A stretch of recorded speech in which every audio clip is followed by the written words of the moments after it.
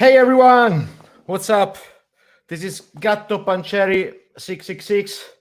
Tonight is gonna be a special episode of the GattoCast, yet another live episode because I'm too lazy to actually sit down and record them and then do the editing. I think it's much better to just do things live, and at least I get something done. So I guess that I'll wait a little bit for other people to join this live talk, but let me just have a few words about the topic of tonight, because I've talked so far. I mean, in the last week, I talked about. I was talking about COVID, so my sort of scientific take on COVID measures. Then I had a talk a couple of days ago in Italian, for those who missed it, about Tooth Fairy. So it's a Nanowar of Steel song, and it was just about the right time to comment on it and explain the lyrics of that song, which are sort of filled with economics and finance jargon. So it's there's a lot of technical terms, a lot of things to explain over there. Though it's a funny song anyway. But as you know, my actual occupation is my actual work is being an astrophysicist. So I figured out I should do something about that as well. And I think it's nice to, if you have questions or if you want to interact. And so I figured out I should do something introductory to the general concept of astrophysics and cosmology and what it's all about before actually entering into the details. So I actually titled the first, the episode, I think, was titled Explaining Dark Matter to Joy Maio. But I guess that before that, we should make a few steps backwards and talk a little bit about the foundations, the theoretical foundations, the observations that are at the basis of our belief in the cosmological model. So, which then leads to the belief into dark matter, which is sort of an outcome of this theory, so to say. It's one of the predictions, you would say, from a certain point of view. But I guess that before actually talking about that, it's better to have some sort of idea of about how does cosmology and astrophysics work. So how do these sciences work, right? So this first episode is called Explaining the Universe to Joy Maio. And it's not that I particularly hate Joy Maio. I think he's particularly stupid, but I guess it's a sort of cultural reference that anyone can understand. So I'm talking to, like some kind of anyone, basically, like for dummies, people that are outside the field and don't actually have some knowledge of astrophysics and cosmology, mathematics, or people that are outside of the scientific and engineering field in general. So I'll try to make this as simple as possible. Something I would really like for those who are joining me in this live session, I would really appreciate if you could interact and just tell me when things are getting too complicated, because it's something I noticed with the last recording of the Tooth Fairy explanation. That so the Tooth Fairy explanation was, I think it was at some points was probably too technical, and I'm not even an economist, so I might really jump into more complicated concepts and ideas here than I did otherwise, like I did in the other episode. So let me just start with this, and I see there's a nice question coming from Laura Locchi. And so she's asking, I would like to know the difference between astronomy and astrophysics. And it's not really that difference. I mean, I should go and check Wikipedia what's the actual difference. I would say, from what my experience is that astronomy is more related to, like when you say astrophysics, you're stressing the fact that you're studying the stars, which means far away bodies, stressing the physical aspect of it. What do I mean with this? Is that, of course, when we study the light that comes from the stars, we cannot really go there and investigate, for example, the actual process that is producing this light, right? So you see some very distant, far away body, it might be a star, it might be a galaxy. And so when you study that, you're sort of assuming that the laws of physics are valid as well on that body, on this very distant star or planet or whatever. So and there you're really stressing the fact that you're relying on physics so to make certain assumptions, in the sense that when you are studying, so you're it's sort of two different things, right? Because in principle, I think when you talk about astronomy in general, you might be talking about the geography of the universe or the distribution of the stars, something which is more quantitative. You can do classification of the colors of the stars, of the galaxies, but then if you really want to understand what's behind that, what's the process that is going behind, then you really need to rely on physics.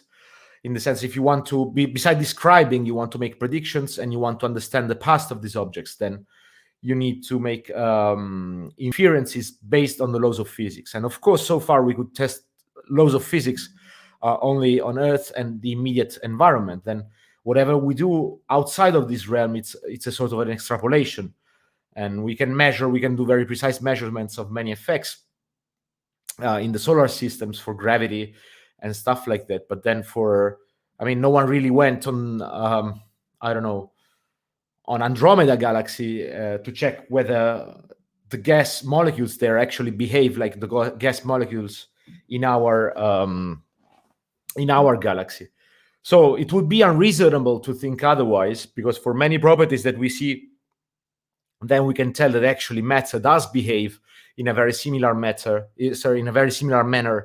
on different on very far away systems, so it's on different systems. So I wouldn't I think it's unreasonable to think otherwise, but still you have to always have clear that you're lying, all your assumptions, all your deductions, they are rooted in physics that has been tested so far on Earth and the solar system at most. So wherever we could directly test it in this sense, like that we could really go there and send some probe and actually check that the things work also in places outside of the Earth. We haven't gone so far yet. So everything else that we do, it's an inference. It's very well reasonable and it's very well justifiable in my opinion, and I think in everyone's opinion. But this is something this is at the root of some modifications that have been proposed, for example, for the theory of gravity and things like that. So this is just to make sort of kind of philosophical discussions on what is actually the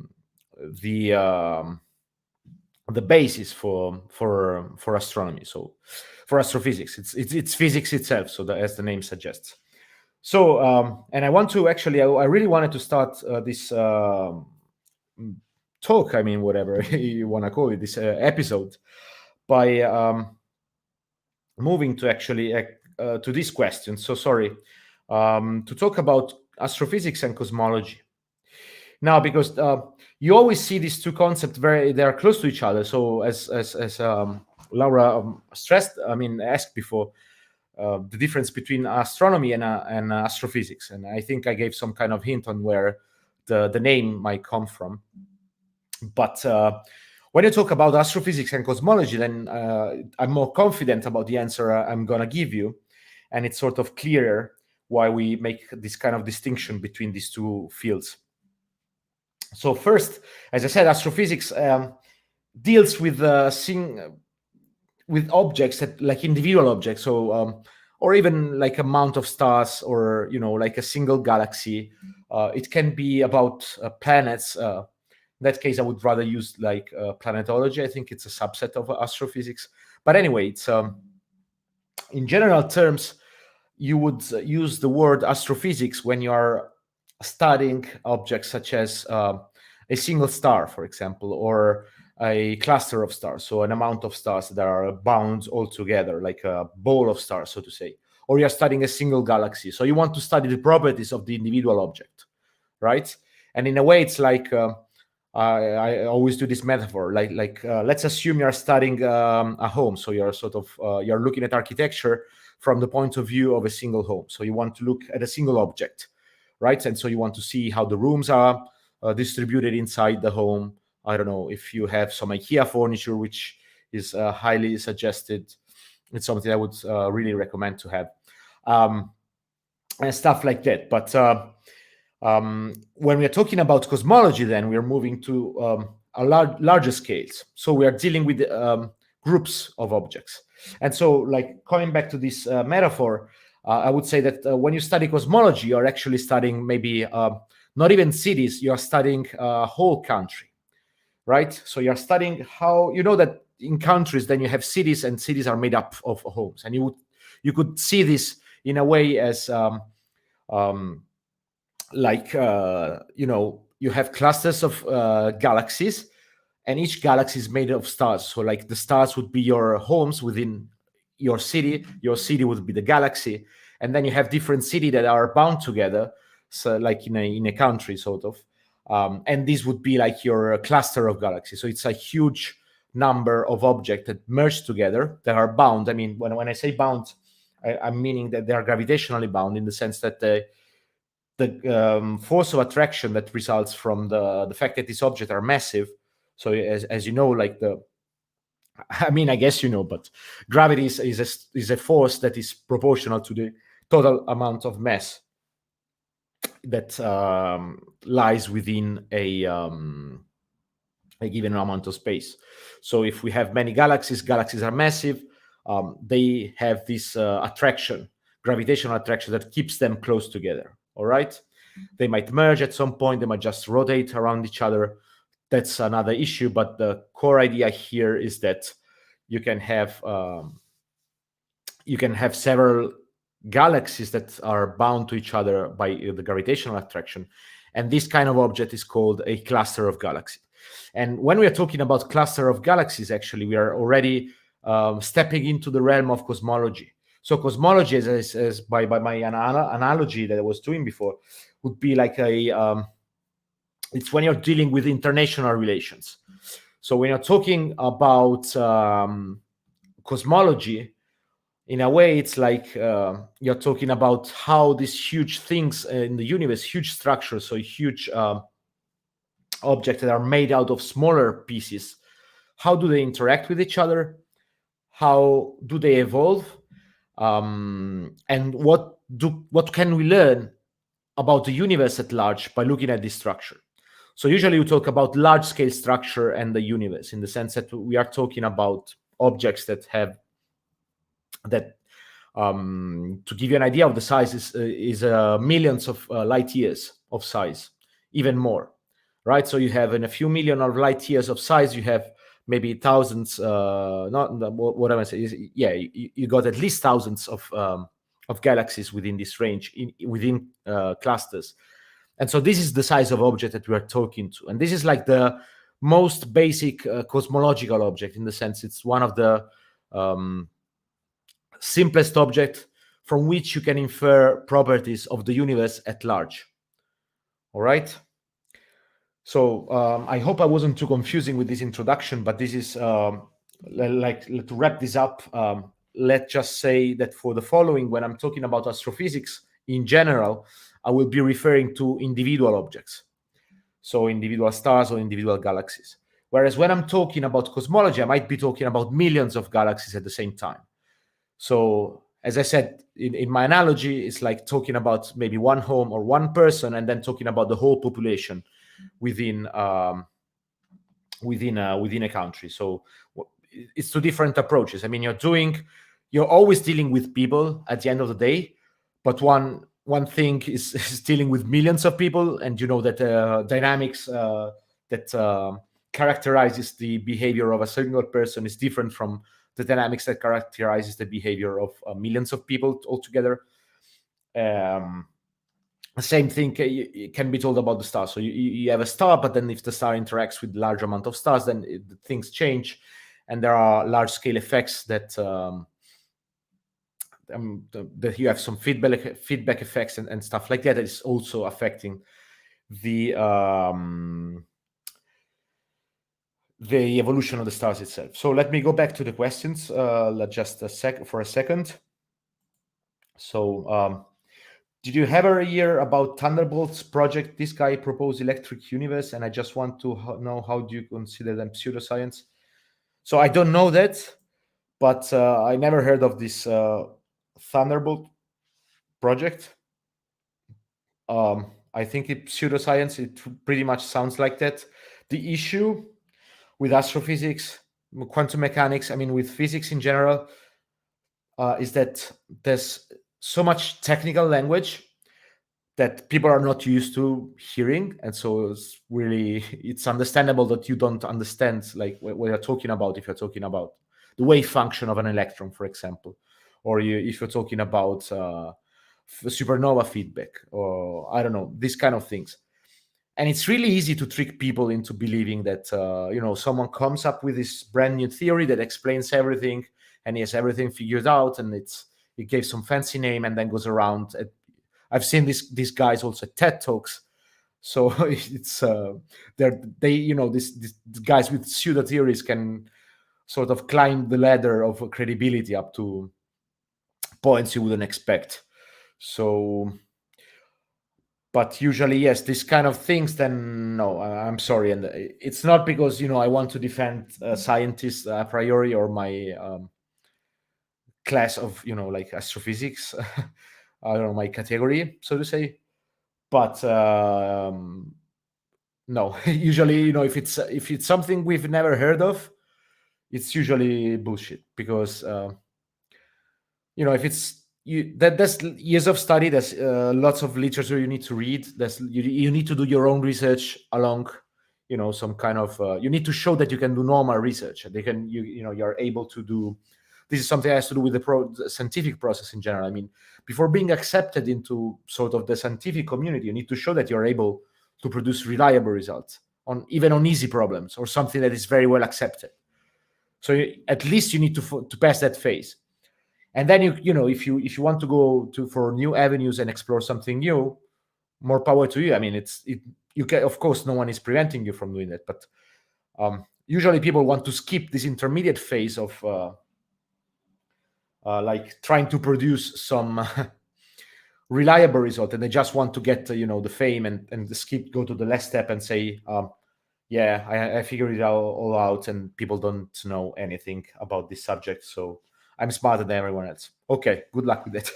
But yeah, in general, it's full of, and it's very easy to be tricked, because you can just use these words like this specific technical lexicon that is very specific for some branches of physics. And I see this being misused with quantum mechanics all the time, and I'm so upset.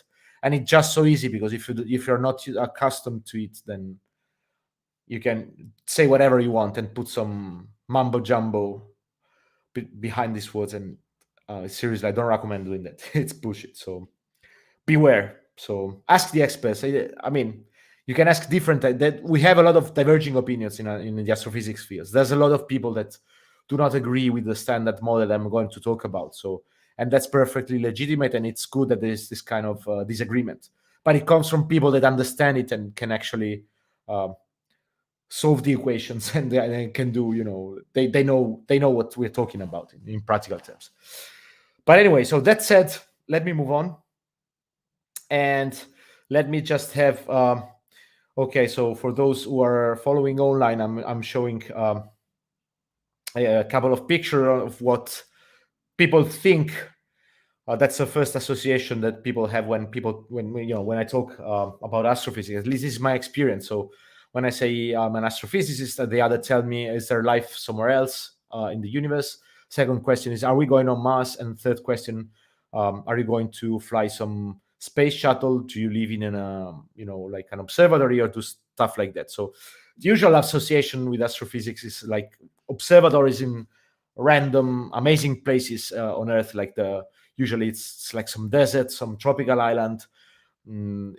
They must be some remote places, so that's why they are so nice. Usually you see these pictures, and you see that you need to put observatories as far as away as possible from the lights of the cities, and preferably to some place where you don't have clouds. So usually it ends up in some desert or some island, like where you don't have many cities around, and and things like that. So that's why usually you end up with with seeing observatories with these nice pictures at those that I'm showing here. But the reality is pretty different, to be honest. And this is how my desk looked like when I was working in Germany. And so this was what was my position. So this is what I used to do, and I still doing nowadays, except I'm doing it from home. But this was my desk in my office in Germany when I was working at the AIP in Potsdam. So yeah, usually when you talk about astronomy and astrophysics and physicists in general, most of them are dealing with code and pictures, so like some plots of some physical quantity. So the thing is that the problem is that the equations that you need to solve in general to have to study this problem. So physics, as you know, is based on mathematics, basically. I mean, the physics is all written in mathematical language. And so to solve these equations, at some point you really need to use computers because they become so complicated, or either you need to solve so many equations at the same time, or you want to solve equations for a large number of particles at the same time. So, I mean, the equations per se might be easy, but if you need to solve 1 billion equations at the same time, you really don't want to do it yourself with a pencil and paper. You want some computer to do the boring job for you.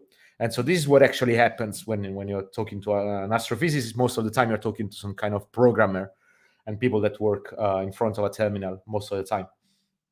So this is again, this is just to give you sort of an idea of what is our day-to-day life. So don't expect anything particular apart from a bunch of computers and some lines of code and some pictures. Now, what do we do with this? I mean, what's the goal of astrophysics and astronomy and cosmology in general? It's it's basically understanding where we come from and what are we doing here. Well, what are we doing here is already it's another question, but at least to understand where do we come from. And so how did the universe generate, and why are the stars, why do they look the way they look, why do the galaxies look the way they look, why is the sun this kind of star, why I mean, there's a bunch of whys you can ask about things you see in the sky and that you might want to understand. And so this is the thing that astronomy and astrophysics are aiming at, so sort of finding some answers for basic questions, and do that in a systematic manner, so most of the time using mathematics. And so as I said, like one of the things that we use is supercomputers, and this is one of the supercomputers I was using. I wasn't using that like in person, so I was using it remotely. That means I could connect to this machine from my own machine. And so, as I said, like most of the results that we get in astrophysics, they are based on simulation. So you get you write your program with your equation, and your equations, they have some assumptions about the way stars and galaxies work. And then, for example, let's say you want to simulate how the Milky Way formed. So the thing that you need to do is put like a large amount of particles and simulate like the initial conditions where the Milky Way galaxy formed.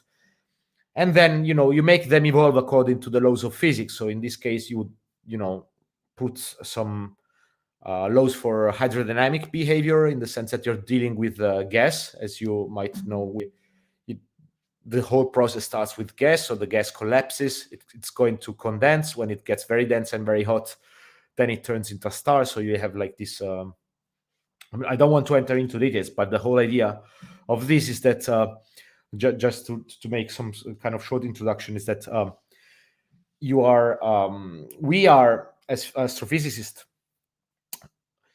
simulating the evolution of these balls of gas in a way, and matter and other kinds of matter, right? And then this turn into stars, and the star sort of merge together. They're bound together by gravitation, and after that, then you end up with a galaxy. right? So, and then, same things happened all over in the universe. And as I said, if you want to simulate a process that involves billions of stars, millions of galaxies, and so on and so forth, you really need to have supercomputers. You need to use this kind of machines. And so this means that we astrophysicists work most of the time with programming and trying to get our sheets running on very powerful computers. So again, this is an example. It's the Barcelona Supercomputing Center, and it's a very powerful machine. I lost track on how many cores they have at the moment, but it's like 100,000, I guess, maybe more. It's hundreds of thousands of CPUs, so it's like hundreds of thousands of computers. Okay, so let me answer to one question that we got right now. And the question goes like, what is your opinion on chirality as a possible indicator for the simulations of the universe, formation and shapes of galaxies and extraterrestrial lives? I have absolutely no opinion on the subject, so I never thought about this. Emilia, ovo je baš sjebano ono što si pitala, nemam pojma šta si htjela da me pitaš, ali dobro. Nastavit ćemo i bez odgovora. So, let me move on with this introduction to astrophysics and cosmology. Let's call it that way.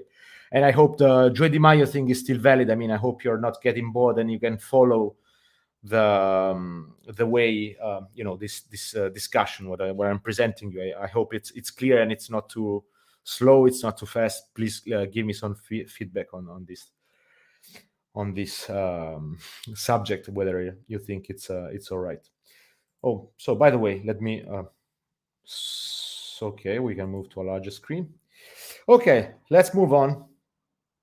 And so, what happens when you simulate the universe? As I said, this is to show you one of the best simulations to date. Is that on the left panel here? You can see a picture taken by the Hubble Space Telescope. And the right panel here is a simulation. So you see what actually you're doing with simulations. It's you can really reproduce the way the universe looks. Now you see that, of course, you will never find exactly the same distribution. But if anyone told you that this thing here on the right is a simulated object, it's an observed object, then you would believe him, I guess. Like it's very, very realistic. So this is just to tell you that.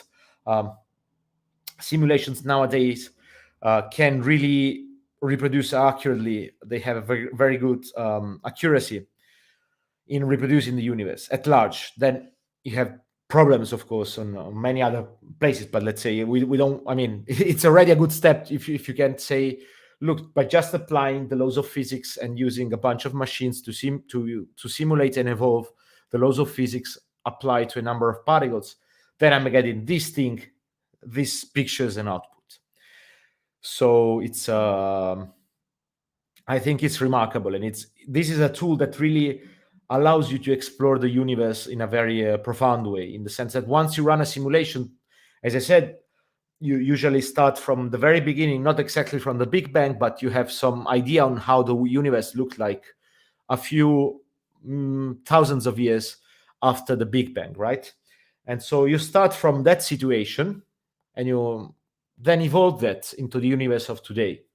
And you can do this process. And so in the process, since it's a simulation, you're producing different snapshots of how the universe looks like. So you can have ideas on how the universe looked like, I don't know, like 7 billion years ago, 10 billion years ago.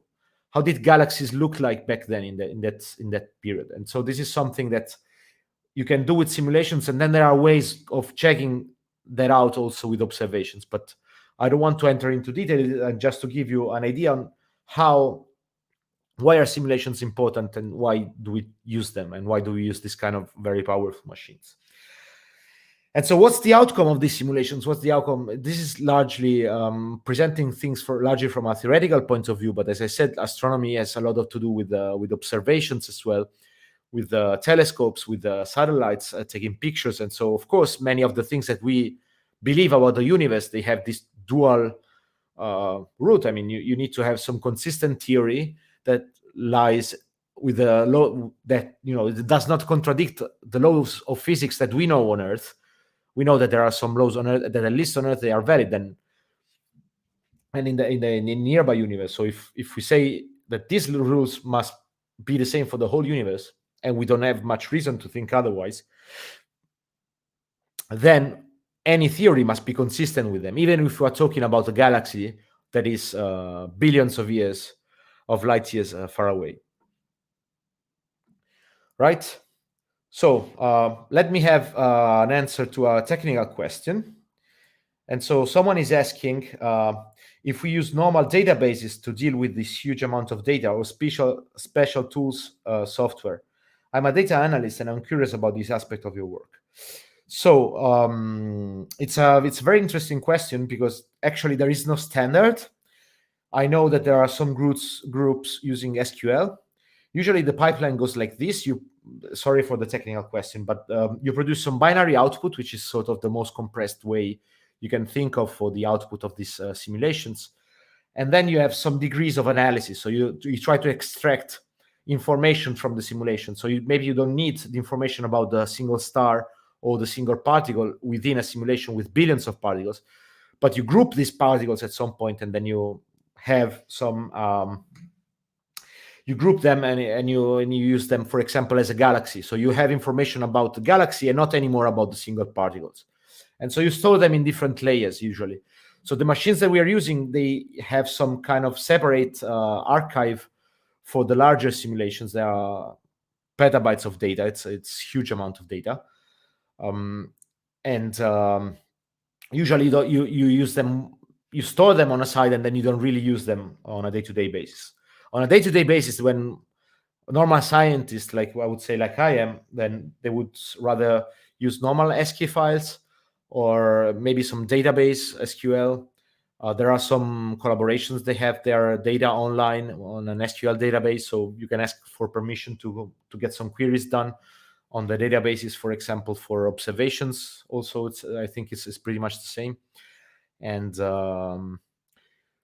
the other thing is that one thing I noticed, we don't really use many tools from data science. It's something that I'm doing right now on my own, and I'm sort of pushing that into my collaboration. And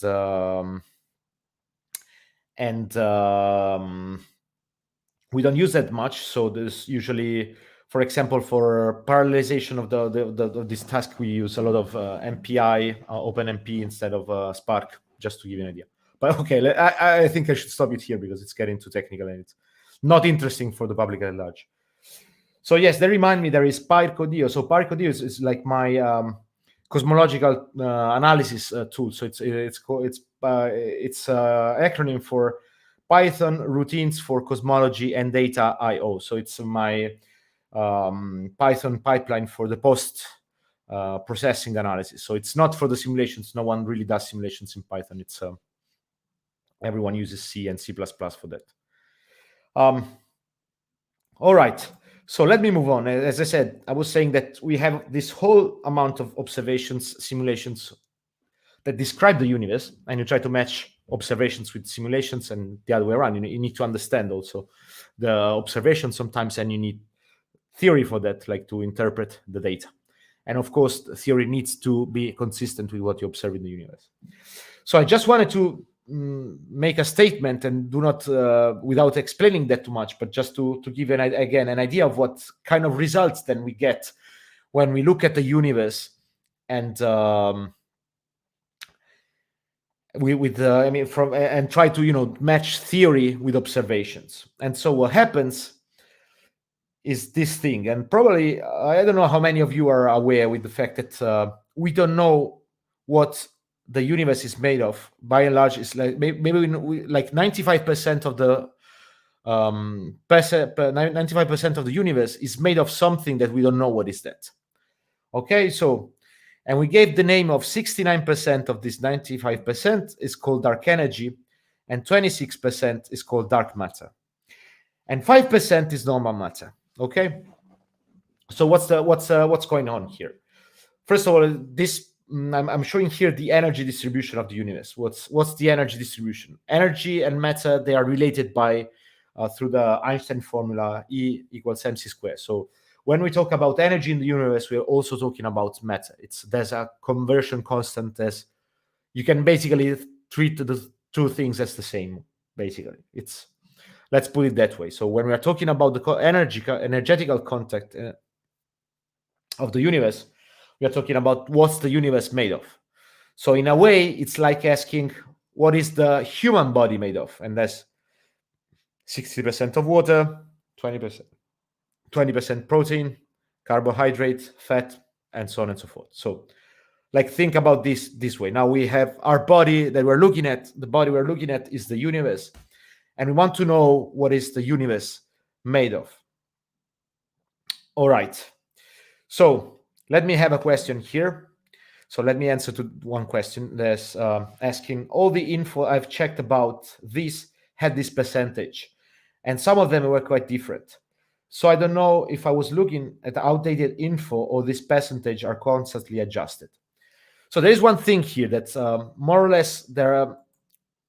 So we came to this number not just because we observed one thing, we did one observation, and then we came up with these numbers. Actually, these numbers can be confirmed by looking at a very different amount of sources, and I will elaborate on that in a minute. Let me just keep this just get this explanation for a while.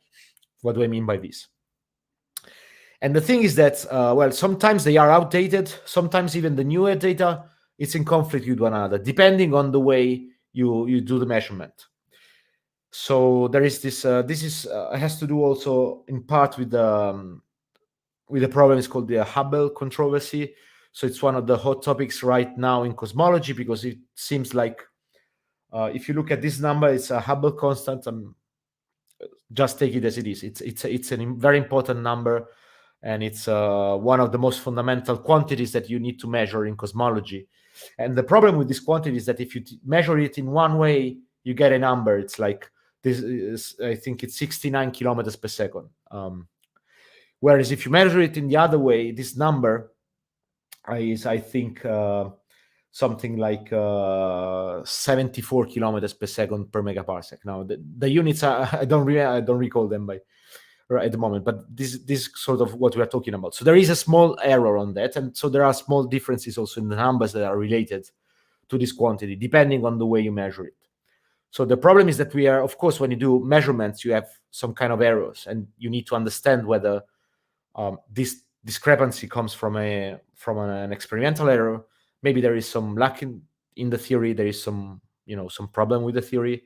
There's lots of hypotheses that are being checked at the moment. So it's so again, this is just to tell you that these numbers might change, of course, depending on where you look at them. Sometimes you might find here for dark energy 73. This is 69. These numbers come from the Planck satellite, which is the most precise satellite measurement of the cosmic background radiation. But if you were looking at, for example, WMAP 7, WMAP 9, they were more on the 70 something for dark energy. So again, these numbers, yes, they can change. This is just to give you a rough idea. I mean, the order of magnitude will always be the same. Within the known framework will be something around 70% dark energy, give or take, dark matter, more or less the same, and 5% normal matter. So normal matter is whatever.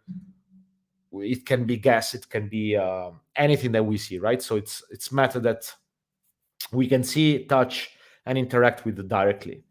That's the concept. And it's only 5% of the total matter contained in the universe. Dark matter and dark energy, they're called dark for a simple reason. They do not interact with light. So there's no way to spot dark matter because it's not emitting light, right? So if you have huge amounts of dark matter somewhere far away, since basically the only way we have to see objects in the universe is through light signals or radio signals, or it can be gamma rays, it's at the end of the day, it's always some kind of light interaction. So it's some kind of electromagnetic signal. So what if there is some matter that does not interact with electromagnetic forces? We cannot see it. That's why we call it dark. Okay, I think it's pretty easy. Dark energy is something even more complicated. I'm not going to talk about this right now, but the idea is the same. It's some kind of energy component which has even more stranger properties. But the problem is that without this energy component, you cannot explain a bunch of phenomena.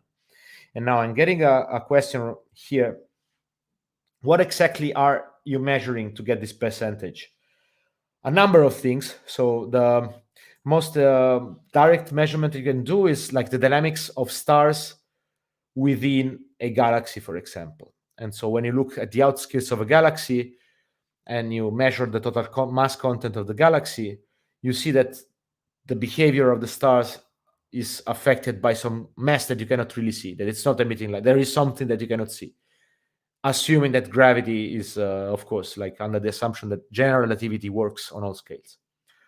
But let me just make. I wanted to make a general introduction here to what is going on here. So I'm like a metaphor, so to say, of why do we believe that there is something going on in this dark. It's called the dark sector of the universe. So there's a large part of the universe which is not understood. And why do we believe that it actually exists? Okay, so let me make this metaphor. Okay, I just said, okay, so how do we know, right? So how do we know that these are the numbers? How do we know that this number come from? How do we know that we can trust these numbers? Short answer is we can't really, but still we have some hints that there must be something of this kind behind. Why? So now let's imagine. Let me do this metaphor right now. Let's imagine you see this picture. So you see two lights in the night. So let's say it's completely dark. There's no other, there's a dark road, and you see these things on a dark road. I mean, you would say, okay, it's a car, but are you actually seeing the car here? No, you just see the lights, right? I mean, it can be, first of all, it can be any kind of car. Second of all, it could be, I don't know, maybe some weird animal with very bright eyes. It could be maybe two motorcycles riding with Joy Maio and Eric Adams, like side by side, 10,000 side by side. It can be anything, I mean, in principle. But maybe then you can hear the engine, you can look at the vibration of the soil. You can hear some music maybe coming from a stereo inside this car, and so you're pretty confident that this is coming up with the car, right? It's there's a car coming. This is an inference. So I don't really see anything of this. I mean, I'm seeing just the lights, and you know that the lights, these two things are just a small percentage of the total surface of the total volume of the car, right? So again, what's going on with dark matter? In a way, it's similar in the sense that we are watching these two lights, and we know there must be a car behind it. Now the devil's in the details because we don't know how this car looks like. We just see the lights, right? So it can be something like this. It can be a Ferrari. I mean, it can be a tank. So you don't really know. That's the point. But one thing that you know for sure is that something must be there behind these lights, moving these lights, right? And that's the first step. So the first thing is I'm seeing something. I know that something is behind this effect that I'm sure about, because you cannot doubt that the lights are there and they're moving very fast. You cannot say it's just two birds. Well, maybe, but why is there this noise then? Why do I hear these engines? Why do I hear the wheels? I don't know. Why is the soil vibrating like this? Why do I hear a stereo that is moving in my direction with some music? I mean, you would do the inference and you would say, okay, I'm extrapolating, and this is a car. Same thing with dark matter. Dark matter is, I don't want to talk about dark matter tonight and the way we measure that, because it would take 2 hours, and I think it's better to to keep it for a separate topic. But I just want to give you the idea in this episode on what is the kind of reasoning that is behind there. And again, what I want to stress here is that it's not just, now I'm showing here the lights of the car, but it's not just the lights. It's the lights plus the vibration plus the sound plus you get I don't know, the stereo and the wheels that you hear. And so there are these elements that you combine them together and you're pretty confident it's a car. Same thing in the universe. So you see the lights, they move in some way, and then you see the distribution of galaxies that is also like shows some kind of pattern which would not be coherent if there were no unknown component behind, and so on and so forth. So you have a very large number of measures that you can do in the universe, of which I just mentioned a few. You can look at the cosmic background radiation as well. You can look at formation of the first galaxies. You can actually use all these measurements, all these observations to estimate the quantity, the fact that there is dark matter there, and that you can also estimate how much dark matter is there. In the same way that you could tell, oh, this car is, I don't know, is a Lamborghini because I recognize it from the sound, and it's going too fast, and the engines is so loud, and this kind of things, and the lights are so bright, and they have this weird shape that only Lamborghini have, and so you could do the same kind of reasoning. Of course, unless you go there and touch it, and you actually stop the car, you will never be sure that the car was exactly the one that you were expecting. But again, as everything in science, we never have. When we never have the answer, like certain answer, 100%. It's mostly about getting some answer and then getting some error bars around this answer. So you get a number, and then you're sort of trying to narrow down the error on this number and the uncertainty about your answer. But it doesn't mean that the uncertainty is still there. You can still have uncertainty, and sometimes it might be a sign of might lead you to a new theory, or in some cases it's just it's intrinsic, because some phenomena cannot be measured with an accuracy higher than some given amount. So there's many reasons why you have uncertainty here, but bottom line is that one of the things we need to keep in mind, as I said, when we're talking about science, we are always talking about uncertainty in the first place. This is the way I see it. It's not about the things. It's not about saying this is right or wrong. It's like this is right with 95, I don't know, percent accuracy, and this is wrong, or either is wrong with the 0.05% accuracy. So anyway, it's always about establishing probabilities and how to estimate this. So that's the most important thing. So as such, dark matter, again, it's an hypothesis.